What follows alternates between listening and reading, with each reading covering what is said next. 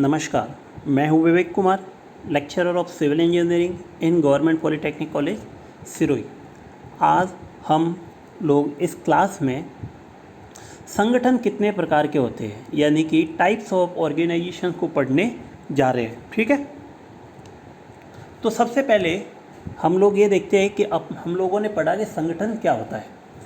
जो संगठन होता है कि कोई भी प्रशासन के द्वारा जो लक्ष्य निर्धारित किए गए हैं या जो पॉलिसियाँ बनाई गई है, उन पॉलिसियों को क्रियान्वित करने के लिए एक लोगों के समूह की ज़रूरत पड़ती है, या फिर जो भी भौतिक लक्ष्य फिक्स किए हैं उन भौतिक लक्ष्यों को प्राप्त करने के लिए एक लोगों के समूह यानी कि संगठन की ज़रूरत पड़ती है।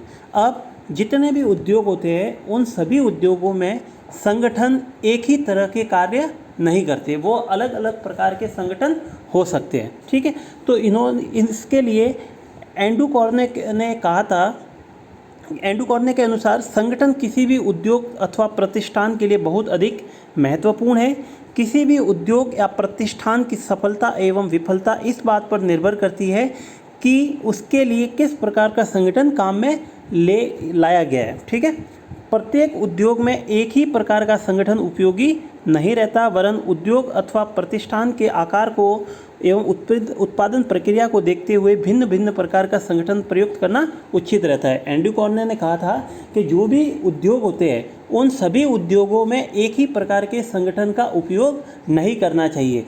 जो इंडस्ट्री है उसका आकार कितना है, उसमें जो प्रोडक्शन कितना हो रहा है, इन सभी के आधार पर अपने को ऑर्गेनाइजेशन यानी कि संगठन का चयन करना चाहिए। ठीक है, तो वैसे संगठन अलग अलग प्रकार के होते हैं, तो 4 प्रकार के संगठन होते हैं। सबसे पहला है लाइन और स्केलर संगठन, लाइन और स्केलर संगठन। दूसरा है क्रियाशील संगठन यानी कि फंक्शनल ऑर्गेनाइजेशन। थर्ड है लाइन एवं स्टाफ संगठन यानी कि line and staff organisation. Fourth है लाइन स्टाफ एवं क्रियाशील संगठन, line staff and functional organisation. अब हम लोग इन सभी को डिटेल से पढ़ते हैं। ठीक है, तो सबसे पहले अपन लोग स्टार्ट करते हैं लाइन या स्केलर संगठन से। ठीक है, तो इस संगठन को विभागीय संगठन भी कहा जाता है या मिलिट्री संगठन भी कहा जाता है, क्योंकि इस प्रकार के जो संगठन होते हैं उन संगठनों में क्या होता है, मिलिट्री की तरह आदेशों की पालना करनी पड़ती है। यानी कि जो भी अपने को टॉप लेवल के मैनेजमेंट से जो आदेश मिला है या टॉप लेवल के अधिकारियों के द्वारा जो आदेश मिला है, उन आदेशों को बगैर किसी व्यवधान के माना जाना चाहिए। यानी कि उन्होंने जो कहा है उस कार्य को बिना किसी रोक टोक के पूरा करना पड़ता है। ठीक है, दूसरा, इस संगठन में प्राधिकार ऊपर से नीचे चलता है, यानी कि जो ऊपर वाला अधिकारी है वो अपने नीचे कार्य करने वाले कर्मचारियों को आदेश देगा और उन आदेशों को मानना ही पड़ता है। इसीलिए इसको बोला गया है लाइन या स्केलर संगठन कहा जाता है, और इसको मिलिट्री संगठन भी कहा जाता है कि जिस तरह से मिलिट्री संगठन में या मिलिट्री में जिस तरह से डिसिप्लिन बना रहता है उसी प्रकार का डिसिप्लिन इस संगठन में भी बना रहता है। ठीक है, अगर यदि अपन इसको फ्लो चार्ट देखते हैं तो ये है इसका फ्लो चार्ट कि जैसे सबसे टॉप लेवल का मैनेजमेंट का जो अधिकारी, जैसे उसको जनरल मैनेजर का है, तो उसके नीचे अलग अलग प्रकार के प्रबंधक यानी कि मैनेजर होते हैं, जैसे प्रोडक्शन मैनेजर है, फाइनेंस मैनेजर है, मार्केटिंग मैनेजर। अब जो मैनेजर होता है, जैसे प्रोडक्शन मैनेजर है, तो उसके नीचे कार्य करने वो अपना आदेश सुपरिटेंडेंट को देगा, सुपरिटेंडेंट फोरमैन को बताएगा और फोरमैन वर्कर को बताएगा। तो इस तरह से ऊपर से नीचे की तरफ आदेश चलते रहते हैं। ठीक है, सेम टू सेम यदि फाइनेंस मैनेजर के देखते हो तो फाइनेंस मैनेजर के नीचे असिस्टेंट फाइनेंस मैनेजर, उसके नीचे अकाउंटेंट और उसके नीचे क्लर्क। तो ये जो ऊपर वाले अधिकारी होते हैं वो अपने नीचे वाले अधिकारियों को आदेश देते रहते हैं। ठीक है, तो ये इसका था फ्लो चार्ट। अब जो लाइन संगठन या लाइन और स्केल संगठन है उसके जो एडवांटेज है वो अपन देखते हैं। तो प्राधिकार स्पष्ट रूप से बटे होने से दायित्व एक दूसरे पर नहीं थोपा जाता। इसमें क्या होता है कि जो भी इंडस्ट्री में या उद्योग में जो लोग कार्य करते हैं उन सभी लोगों को अपना अपना कार्य बता दिया गया होता है। तो इससे क्या होता है कि वो अपना कार्य किसी दूसरे को के ऊपर थोप नहीं सकते, यानी कि एक दूसरे को टाल नहीं सकते। उनको जो कार्य दिया गया है वो कार्य उनको समय पर पूरा करना ही होता है। ठीक है, अनुशासन कंट्रोल होता है। उनको जो भी ऊपर से आदेश मिला है उस आदेश को वो टाल नहीं सकते, उनको मानना ही पड़ता है और उसके अनुसार ही उनको काम करना होता है। निर्णय तुरंत होते हैं, इनमें सभी के अधिकार या उन सभी का कार्य क्षेत्र फिक्स होता है, इसीलिए निर्णय बहुत फास्ट आते हैं, तुरंत डिसीजन इसमें लिए जाते हैं। ठीक है, व्यक्तिगत दायित्व निश्चित रहने से दोष आसानी व शीघ्रता से ज्ञात हो जाता है। अब इसमें क्या, हर किसी व्यक्ति का कार्य क्षेत्र फिक्स होता है या उसकी पर्सनल जो लाइबिलिटीज होती है वो फिक्स की होती है, तो इसीलिए यदि कोई सिस्टम में कोई गलती हो जाती है तो वो आसानी से पता चल सकती है कि किस व्यक्ति के द्वारा वो गलती की गई है। ठीक है, ऊपर से नीचे तक प्रत्येक व्यक्ति मशीन की तरह व्यस्त रहता है, अतः उत्पादन लागत कम आती है। इसमें क्या है कि जो भी व्यक्ति होते हैं उनको अपना कार्य बताया हुआ होता है, तो उसी के अकॉर्डिंग उनको काम करना होता है। तो इसमें क्या है, जो व्यक्ति काम करते हैं वो बिजी रहते हैं। ठीक है, तो इससे क्या होता है कि जो फाइनल प्रोडक्शन कॉस्ट आती है वो बहुत कम आने लगती है। समझने में सरल है, ये एकदम ईजी है, इस संगठन को समझना बहुत सरल है, क्योंकि इसमें ऊपर से नीचे की तरह आदेश चलते हैं और उसको आदेश को मानना पड़ता है। ठीक है, तो इसमें कोई भी समझने में उनको दिक्कत नहीं आती। लचीला होने के कारण ठेका लेने तथा विस्तार कक्ष में ये फ्लेक्सिबल टाइप का ऑर्गेनाइजेशन है, इसमें कुछ भी कभी भी चेंज किया जा सकता है, इसीलिए इसका कभी विस्तार करना हो तो विस्तार इसमें पॉसिबल होता है। ठीक है, तो ये थे लाइन संगठन के एडवांटेज। अब ये डिसएडवांटेज के उनमें कुछ कमियां भी होती है, विशेष योग्यता की कमी रहती है। अब इसमें जो भी कार्य, जैसे फोरमैन होता है तो फोरमैन को वो ज़रूरी नहीं है कि उसको जो कार्य दिया गया है वो उसमें एक्सपर्ट हो, उसको अलग अलग 3 से 4 कार्य बताए जा सकते हैं। उस फोरमैन के अंडर कार्य करने वाले वर्कर अलग अलग ग्रुपों के हो सकते हैं, तो ज़रूरी नहीं है कि उनमें वो एबिलिटी हो। विभागीय मुखियाओं के ऊपर कार्यभार अधिक रहने के कारण विस्तार व आयोजना के बारे में नहीं सोच पाते। इनमें क्या होता है कि जो भी सबसे टॉप लेवल का मैनेजर होता है उसके पास वर्कलोड बहुत ज़्यादा, क्योंकि उसको अपने नीचे वाले सभी एम्प्लॉइयों को आदेशित करना है, यानी सभी मैनेजरों को आदेशित करना है, तो उसके पास कार्य बहुत ज़्यादा होता है, जिसके कारण वो इंडस्ट्री का जो अगर उसको एक्सटेंशन यानी कि विस्तार करना होता है या इंडस्ट्री के बारे में कुछ प्लानिंग करनी होती है तो उसके लिए उसको समय नहीं मिल पाता। कुछ व्यक्तियों के महत्वपूर्ण होने से उन पर कार्यभार बढ़ता है, वही उसमें कुछ व्यक्ति जो कार्य करने वाले जैसे मैनेजर हैं उनके पास वर्कलोड बहुत ज़्यादा आ जाता है। दुर्घटना तथा सामग्री व समय के अपव्यय के अवसर अधिक होते हैं। इसमें क्या है, कोई भी व्यक्ति बहुत ज़्यादा बिजी रहता है, इसी के लिए वो जल्दबाजी करने के चक्कर में उसके साथ कभी भी कोई दुर्घटना हो सकती है, या फिर इसमें जो मटेरियल होता है उसकी वेस्टेज कुछ ज़्यादा होने के चांसेस रहते हैं। प्रबंधक के आदेश श्रमिक तक पहुंचने में समय लगता है। अब इसमें कोई भी जैसे टॉप मैनेजर का जो ऑर्डर होता है वो अपने नीचे वाले मैनेजर को देगा, वो अपने नीचे वाले एम्प्लॉय को, इस तरह से जब फाइनल जो वर्कर तक वो आदेश पहुंचता है तो उसमें बहुत समय लगता है। फोरमैन के ऊपर कार्यभार अधिक रहने के कारण एक ही आदेश 2 बार हो जाने में अपव्यय होता है। अब जो फोरमैन होता है उस फोरमैन को अलग अलग प्रकार के, जैसे वेल्डिंग का भी कार्य देखना है, उसको प्लम्बिंग का भी कार्य देखना है, तो इस टाइप से उसको अलग अलग कार्य देखने पड़ते हैं। ठीक है, तो इसके कारण क्या होता है कि उसको कई बार अलग अलग अधिकारियों के साथ एक साथ उसको आदेश मिलने लगते हैं। इसमें अच्छे व कुशल श्रमिकों को पारितोषिक प्रोत्साहन के रूप में नहीं दिया। इसमें यदि कोई वर्कर अच्छा कार्य कर रहा है तो उसके लिए उसको कोई पारितोषिक प्रोत्साहन की कोई व्यवस्था नहीं होती, उनको कोई अलग से इंस्पायरेशन या मोटिवेशनल के लिए कुछ अलग से प्रोत्साहन के रूप में उनको कुछ नहीं मिलता है। ठीक है, तो ये थे लाइन संगठन की क्या कमियां थी।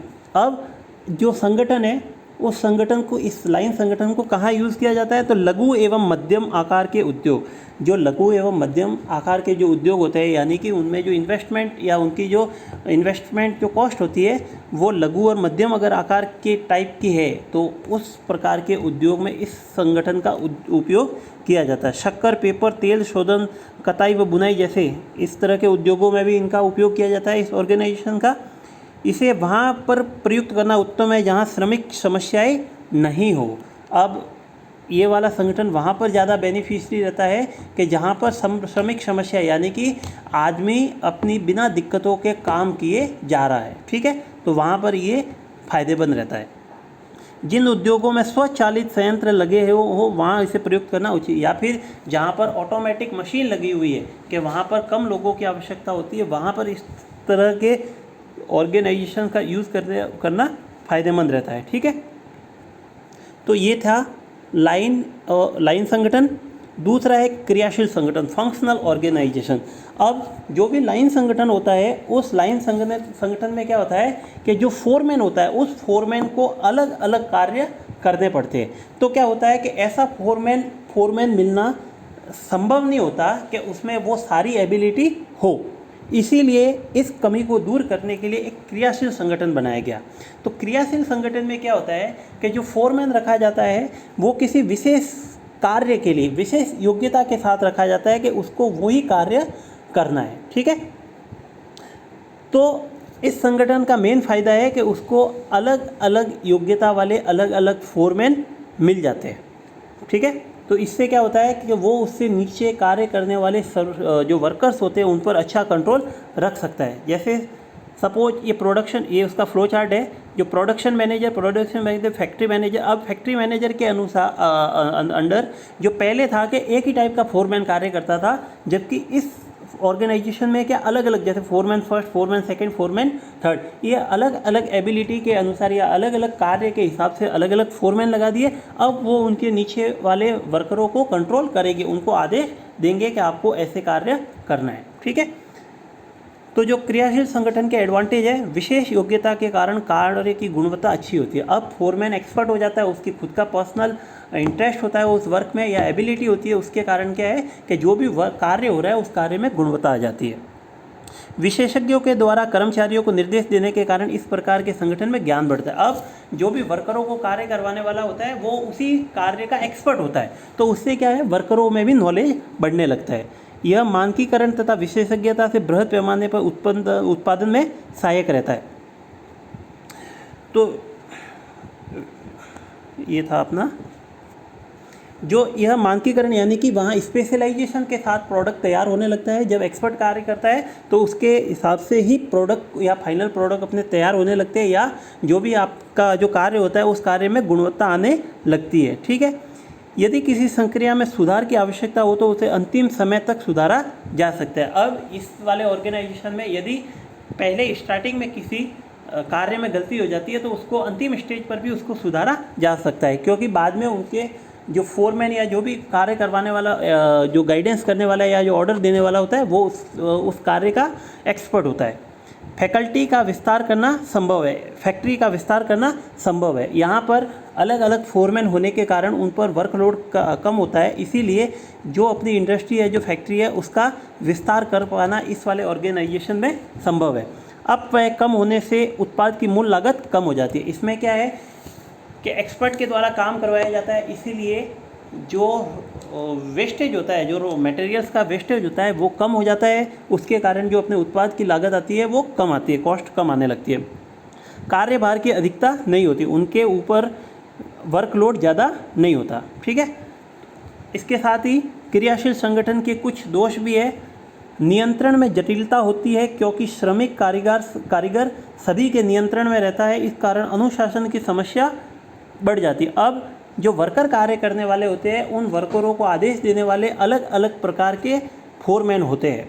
उन जैसे ये देखो, इस वर्कर जो कार्य करने हैं उनको फोरमैन 1 भी ऑर्डर दे रहा है, सेकंड भी ऑर्डर दे रहा है और थर्ड भी ऑर्डर देता है। तो उससे क्या होता है कि वो जो कार्य करने वाला कारीगर होता है या जो श्रमिक होता है, उस श्रमिक को समझने में देरी लगती है या फिर उन पर कंट्रोल कर पाना मुश्किल हो जाता है। ठीक है। तो उससे क्या, वो अनुशासन नहीं बना, डिसिप्लिन नहीं बना रहता। अधिक वेतन पर विशेषज्ञ रखने से कार्य की लागत बढ़ जाती है। अब जब हम जो एक्सपर्ट, अगर किसी कार्य क्षेत्र के एक्सपर्ट को बुलाया जाता है तो उसके हिसाब से उसको सैलरी भी देनी पड़ती है। इससे क्या होता है कि उसकी लागत बढ़ जाती है, जो प्रोडक्शन कॉस्ट है वो बढ़ जाती है। कारीगरों की पूरी योग्यता व दक्षता का प्रयोग नहीं होता। अब जो भी वर्कर्स होता है उन वर्करों की जो भी उनमें एबिलिटी है या जो भी योग्यता है उस योग्यता का पूरा उपयोग या उनकी दक्षता का पूरा उपयोग इस प्रकार के संगठन में नहीं हो पा जाता है। ठीक है। दायित्व को टालना संभव है। अब यहाँ पर जैसे वर्कर या जो भी फोरमैन वर्कर्स है वो उनको अलग अलग आदेश देते हैं, तो इसीलिए वो उसमें अपने कार्य में टाल सकते हैं, उनके कार्य को या उनको जो दायित्व दिया है वो उसको टालने की इसमें संभावना रहती है। ठीक है। किसी विशेषज्ञ के अपने कार्य में असफल रहने पर उत्पादन पर असर पड़ता है तथा सामग्री अपव्यय अधिक होती है। अब कोई यदि विशेषज्ञ होता है एक्सपर्ट होता है उसके द्वारा यदि कोई गलती हो जाती है तो उससे क्या होता है, सीधा असर उसके उत्पादन पर आने लगता है और उससे मटेरियल का वेस्टेज भी बहुत ज़्यादा होने लगता है।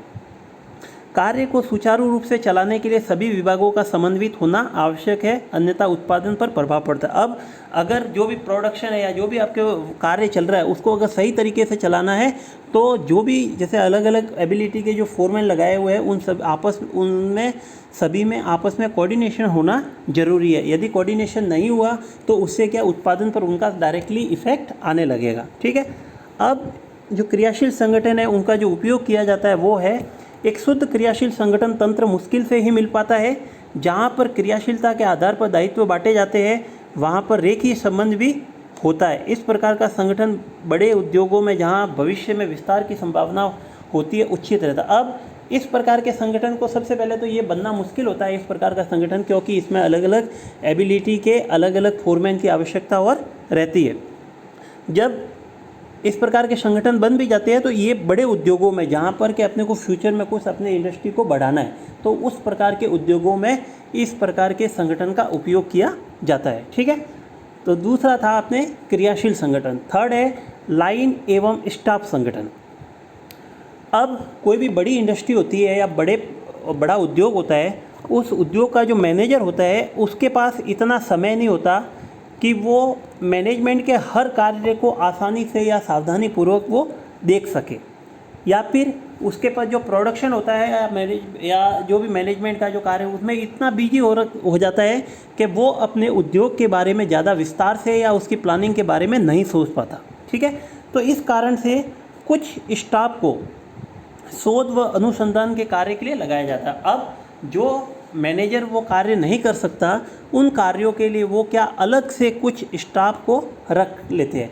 वो स्टाफ उस इंडस्ट्री के बारे में सोचता है, रिसर्च करता है कि इंडस्ट्री को कैसे आगे बढ़ाया जा सकता है, कैसे ज़्यादा से ज़्यादा लाभ उसको मिल सकता हो, उसके लिए वो अलग से रिक्रूट किया जाता है। इसीलिए इसको कहा जाता है लाइन एवं स्टाफ संगठन। यानी कि जो अधिकारी होते हैं जो एक ही ऑर्डर में, यानी कि लाइन अधिकारी होते हैं कि एक ही लाइन में चलने वाले, यानी कि ऊपर से नीचे वाले को आदेश जिस तरह से चलते हैं उनकी सहायता करने के लिए एक अलग से विशेषज्ञ लगाए जाते हैं जिनको स्टाफ कहा गया है। लाइन अनुशासन व स्थिरता प्रदान करती है जबकि विशेषज्ञ निर्देश एवं सूचना देते हुए दक्षों में। अब जो लाइन संगठन होता है वो क्या डिसिप्लिन बनाए रखता है। ठीक है, यानी कि ऊपर वाला नीचे को आदेश देगा, नीचे वाला उससे नीचे वाले को आदेश देता रहेगा। ठीक है, तो उससे क्या होता है कि जो भी ऑर्गेनाइजेशन जो संगठन होता है एक तो उसमें अनुशासन बना रहता है और स्थिरता बनी रहती है। और जो स्टाफ लगा हुआ है, जो अलग से विशेषज्ञ लगा रखे हैं, वो निर्देश एवं सूचनाएं देते हुए कि जो मैनेजमेंट के लोग कार्य करते हैं उनको समय समय पर के निर्देश देते रहते हैं या इंडस्ट्री के बारे में इंफॉर्मेशन देते रहते हैं कि अपने को इस प्रकार से इनको कार्य करवाना है। ठीक है, जिससे क्या होता है कि इंडस्ट्री का जो प्रोडक्शन होता है उसमें सुधार होने लगता है। तो इसमें एक तो स्टाफ होता है और दूसरा लाइन होता है। तो स्टाफ का कार्य होता है अध्ययन करने वाला, यानी कि वो उस इंडस्ट्री के बारे में सोचता है कि उस इंडस्ट्री को कैसे बढ़ाया जा सकता है, चाहे उसको वो रिसर्च वर्क उसके लिए करना पड़े। और जो लाइन होता है उसको कार्य रूप में परिणित करने वाला, यानी कि उसको एक लाइन में या अपने को एक ही लाइन में ऑर्गेनाइजेशन को चलाने वाले होते हैं। ठीक है, तो स्टाफ केवल उसी भाग के क्रियाकलापों को नियंत्रित करता है जिसमें वो विशेष योग्यता रखता है। अब जो स्टाफ रिक्रूट किया गया है उसको जिस एबिलिटी के साथ रिक्रूट किया है वो उसी एबिलिटी से रिलेटेड उसका वर्क वो देखता है। ठीक है, जैसे ये इसका फ्लो चार्ट देखते हैं। जैसे मैनेजिंग डायरेक्टर है, अब इस मैनेजिंग डायरेक्टर को हेल्प के लिए जैसे पर्सनल असिस्टेंट, कुछ उसका कार्य करने के लिए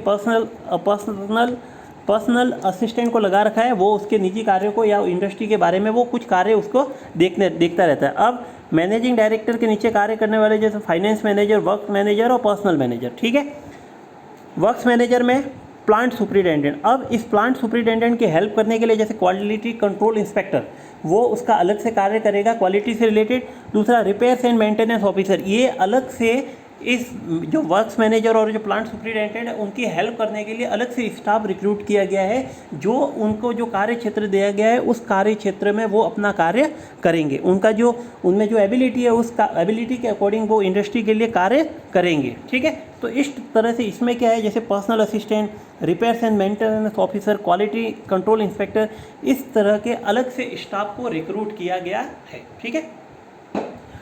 अब जो लाइन एवं स्टाफ संगठन के जो गुण हैं, एडवांटेज है, यह सुनियोजित विशेषज्ञता पूर्ण होता है। अब इसमें क्या है कि कुछ स्टाफ को एक्स्ट्रा रिक्रूट करने के कारण इसमें एक स्पेशलाइजेशन आ जाता है, वो पर्टिकुलर उसी प्रकार के वर्क होने लगते हैं या क्वालिटी के साथ काम होने लगता है। उत्पाद की गुणवत्ता अच्छी रहती है, वही जब एक्सपर्ट कार्य करेंगे तो उससे क्या होता है कि प्रोडक्शन की क्वालिटी बढ़ने लगती है। विशेषज्ञ ज्ञान उपलब्ध रहता है। अब आपको अगर इंडस्ट्री में कभी भी दिक्कत आती है, कुछ समस्याएं आती है, तो उसके लिए एक्सपर्ट एनी टाइम अवेलेबल रहते हैं। अब व्यय कम होता है, वेस्टेज कम जाने लगता है, एक्सपर्ट कार्य करने के कारण वहाँ पर इंडस्ट्री में वेस्टेज कम रहता है। महाप्रबंधक के पास आयोजना एवं विस्तार जैसे कार्यों के लिए समय रहता है। अब जो मैनेजर होता है या जनरल मैनेजर होता है, उसके पास जो भी इंडस्ट्री के बारे में सोचना है, इंडस्ट्री को कैसे बढ़ाना है, उसकी क्या प्लानिंग है, उसके लिए उसको समय मिलने लगता है। अनुशासन की समस्या लाइन संबंध के कारण सुलझ जाती है। अब इसमें क्या है, लाइन ऑर्गेनाइजेशन होने के कारण या लाइन संबंध होने के कारण जो अनुशासन की समस्या थी वो उससे दूर हो जाती है, जो क्रियाशील संगठन में देखने को मिली थी। अब जो लाइन एवं स्टाफ संगठन है उसके दोष है वो है क्रियाशील संगठन की भांति इसमें विशेषज्ञ ज्ञान तथा मार्गदर्शन नहीं होता। अब जो क्रियाशील संगठन की तरह जो अलग अलग एबिलिटी के अलग अलग फोरमैन लगे थे, उस प्रकार का अलग से एबिलिटी या अलग से विशेषज्ञ ज्ञान वाले लोग नहीं मिल पाते अपने को। ठीक है। उच्च वर्ग में दायित्व की कमी रहने से अनुशासन अच्छा नहीं रह पाता। अब जो टॉप लोग लेवल के जो मैनेजर है, यानी कि जो जनरल मैनेजर है, उनको जैसे हेल्प करने के लिए दूसरे स्टाफ लगा दिए हैं, तो उनका दायित्व कम हो जाता है। इसके कारण कभी कभार क्या है, वहाँ पर अनुशासन नहीं बन पाता। उच्च वेतन पर स्टाफ रखने से उत्पादन लागत बढ़ जाती है। अब जो भी आपने स्टाफ को रिक्रूट किया है, तो उसको अलग से एक्स्ट्रा या अच्छा वेतन, एक्सपर्ट होते हैं तो उनको अच्छा वेतन देना पड़ता है, जिसके कारण उत्पादन लागत बढ़ जाती है। किसी भी विभाग में होने वाली डील कार्य को प्रभावित करती है। अब यदि किसी भी विभाग में कोई कार्य हो रहा है, तो उससे क्या होता है कि पूरे ऑर्गेनाइजेशन को प्रभावित होना पड़ता है, पूरा ऑर्गेनाइजेशन उससे प्रभावित होता है। अब इस प्रकार के संगठन का जो उपयोग होता है वो मध्यम से बड़े आकार के उद्योगों में किया जाता है। जो मध्यम से बड़े उद्योग होते हैं, उन उद्योगों में इस प्रकार के संगठन का उपयोग किया जाता है। यह संगठन ऑटोमोबाइल उद्योगों तथा दूसरी प्रकार के उद्योगों में भी इसका उपयोग, ऑटोमोबाइल उद्योग में भी इनका उपयोग किया जाता है। ठीक है। तो ये था क्रियाशील संगठन, ये था लाइन एवं स्टाफ संगठन। अब जो फोर्थ टाइप का जो संगठन है वो इन तीनों को मिलाकर संगठन बनाया गया है। तो सबसे अच्छा जो ऑर्गेनाइजेशन संगठन होता है वो फोर्थ टाइप का, लाइन, स्टाफ एवं क्रियाशील। यानी कि जो फर्स्ट में जैसे जो दिक्कत आ रही थी कि अलग अलग प्रकार के फोरमैन नहीं मिल पाते, अलग अलग एबिलिटी के फोरमैन नहीं इसमें नहीं होते, तो वो क्या है, क्रियाशील में दूर होता है। तो इसमें क्रियाशील भी है, लाइन एवं स्टाफ भी है। ठीक है। वैज्ञानिक विद्या, बाजार स्पर्धा तथा अन्य व्यापारिक जटिलताओं को देखते हुए एक अच्छे तंत्र हेतु लाइन, स्टाफ एवं क्रियाशील प्रकार के मिलते जुलते रूप के संगठन की आवश्यकता रहती है। इस प्रकार के संगठन में तीनों संगठनों को मिलाकर ये संगठन बनाया गया है। इस तंत्र में अनुशासन तथा उत्पादन के नियंत्रण के लिए अच्छे श्रमिक फोरमैन के सीधे संपर्क में रहते हैं। जैसे जो फर्स्ट वाला ऑर्गेनाइजेशन था, लाइन ऑर्गेनाइजेशन, उस प्रकार का इसमें अनुशासन भी रहता है। जो सेकेंड टाइप था क्रियाशील संगठन, उसमें जो अलग अलग एबिलिटी के फोरमैन होते हैं वो भी इसमें होते हैं। और तीसरा जो स्टाफ, थर्ड वाले में जो स्टाफ था, तो इसमें भी स्टाफ को अलग से रिक्रूट किया जाता है। ठीक है। गुणवत्ता का दायित्व निरीक्षक का होता है तथा वह इस कार्य के लिए क्रियाशील संगठन की तरह श्रमिक को सीधे आदेश दे सकता है। अब इसमें जो भी निरीक्षक होता है, एक तरह से जो फोरमैन होता है या इंस्पेक्टर होता है, वो उसके अंडर कार्य करने वाले लोगों को सीधा ही आदेश दे सकता है। स्टाफ के अंतर्गत अनुसंधान विभाग, कच्ची सामग्री, तैयार सामग्री, अर्ध तैयार सामग्री के विश्लेषण कार्य को देखा जा सकता है। अब जो अलग से स्टाफ रिक्रूट किया गया, उनके पास सभी तरह का रिकॉर्ड रहता है, या फिर उनका जो रिसर्च वर्क है उसका भी पूरा उनके पास रिकॉर्ड रहता है, उनको कभी भी किसी भी समय देखा जा सकता है। इस प्रकार से इसमें तीनों संगठन मिल जाते हैं तथा ये संगठन अधिक जटिल हो जाता है। अब जब इसमें बहुत ज़्यादा लोग कार्य करने लग जाते हैं तो यह एक जटिल प्रोसेस, जटिल संगठन बन जाता है कि इसको समझने में बहुत दिक्कत होती है। लाइन, स्टाफ एवं क्रियाशील संगठन के गुण, इनमें क्या क्या एडवांटेज है इसके? यह सुनियोजित होता है, इसकी क्या है, पूरी प्लानिंग के साथ यह संगठन आगे कार्य करने लगता है। दूसरा है विशेषज्ञता उपलब्ध रहती है, इसमें अलग अलग फील्ड के अलग अलग एक्सपर्ट्स अवेलेबल रहते हैं जिनको अलग से रिक्रूट किया गया है। श्रमिकों के सीधे फोरमैन के नियंत्रण में रहने से अनुशासन तथा उत्पादन पर नियंत्रण बना रहता है। जो वर्कर होता है उन वर्कर को डायरेक्टली आदेश देने के लिए उनके पास अलग अलग फोरमैन रहते हैं, जिससे अनुशासन और जो उत्पादन पर नियंत्रण बना रहता है। गुणवत्ता का दायित्व निरीक्षक का होने के कारण वह सीधा श्रमिक को आदेश दे सकता है, जिससे गुणवत्ता अच्छी रहती है और अपव्यय कम होता है। अब जो क्वालिटी का जो रहता है वो इंस्पेक्टर का रहता है कि उसको जो भी वर्क हो रहा है, जो कार्य हो रहा है, उसको देखने के लिए जो सुपरवाइजर या इंस्पेक्टर होता है उसका रहता है, तो वो सीधे ही उसके अंडर कार्य करने वाले वर्करों को आदेश दे सकता है। इसके कारण जो प्रोडक्ट है उसकी गुणवत्ता भी रहती है और उससे अपव्ययता यानी कि उसमें उत्पादन लागत भी कम आने लगती है। ठीक है। लाइन, स्टाफ व क्रियाशील संगठन के दोष, इसके क्या हानियाँ हैं?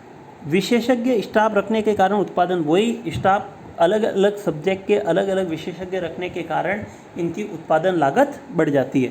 तीनों संगठनों के मिल जाने से संगठन अधिक जटिल हो जाता है। अब तीनों प्रकार के संगठन होते हैं, इसके कारण इसलिए उसको समझना बड़ा मुश्किल हो जाता है, वो एक कॉम्प्लिकेटेड ऑर्गेनाइजेशन बन जाता है।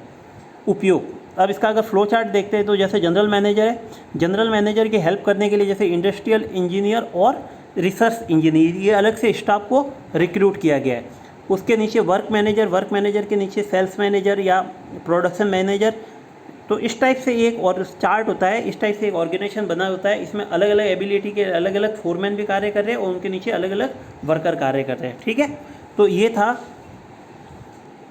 अब इसका उपयोग कहाँ किया जाता है? आजकल इस प्रकार का संगठन उन सभी राजकीय तथा निजी उद्योगों में प्रयुक्त होता है जहाँ पर अधिक जटिल प्रक्रम तथा संक्रियाएँ होती है।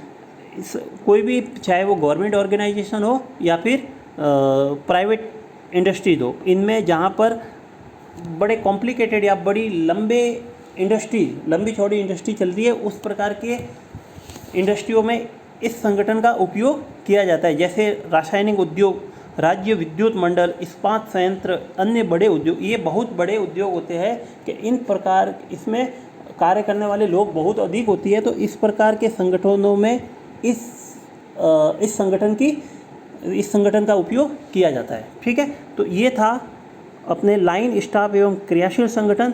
तो आज हम लोगों ने इस क्लास में देखा कि संगठन कितने प्रकार के होते हैं और उनके क्या फ़ायदे हैं या उनमें क्या गुण है, क्या दोष है, उनके कहाँ उनका उपयोग किया जाता है। ठीक है, तो ये था संगठन। नेक्स्ट क्लास में हम लोग लीडरशिप को पढ़ेंगे। ठीक है, ओके, थैंक यू।